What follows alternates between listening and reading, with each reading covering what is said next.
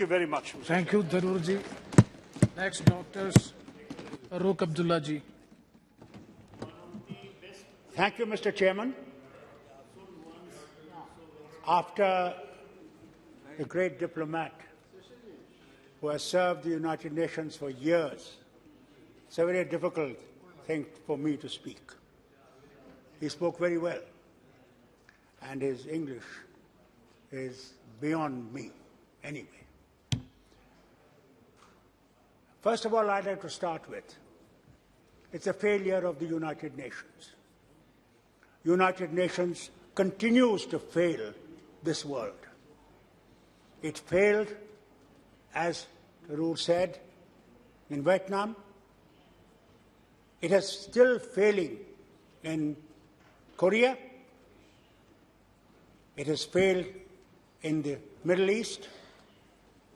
And I don't think, I personally, over these years, have any hope from that organization. First of all, I would like to thank not only the Prime Minister of India, but all those ministers who he chose to go to that war-torn country to bring our children back. And I must say, at the cost of their own safety, they took this journey and brought those children back. I congratulate you and I congratulate the Prime Minister for this bold step. But also at the same time, it's very easy to say that we should play a mediation role in a condition today where two major powers, America and Russia, are at loggerheads. So why did it happen? Russia continued to tell Ukraine, please don't have enemy round my border. I hope my members will remember when, at the time of Khrushchev, they put missiles in Cuba. Kennedy was the president of America. They had to remove because America felt the threat of those missiles. Today, Russia feels the same way. I think they told this country, very frankly, please be neutral. We have no difficulties with you. They also gave them some aid before that, many millions of dollars. Stay free. But they still chose to join NATO. No doubt, it was there. It is a free country. They could choose. But Russia felt threatened.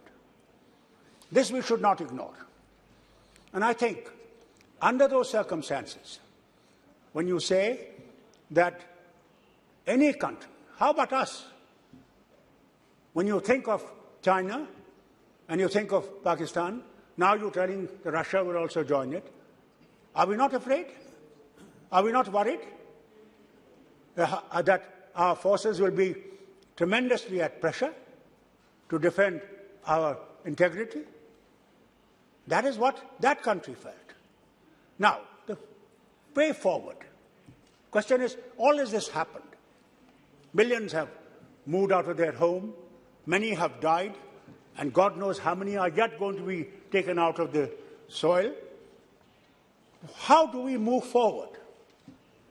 Let's forget, it's over. The war is there, it is still there.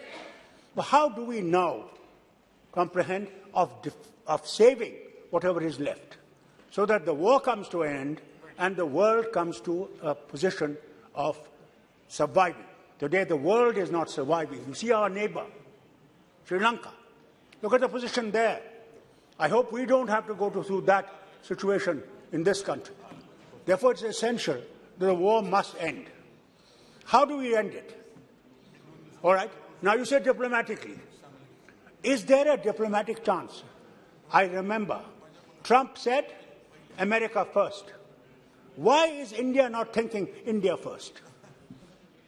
If it is not in India's interest, this war, then I think to the foreign minister and through him to the Prime Minister, I would request, we must take major steps.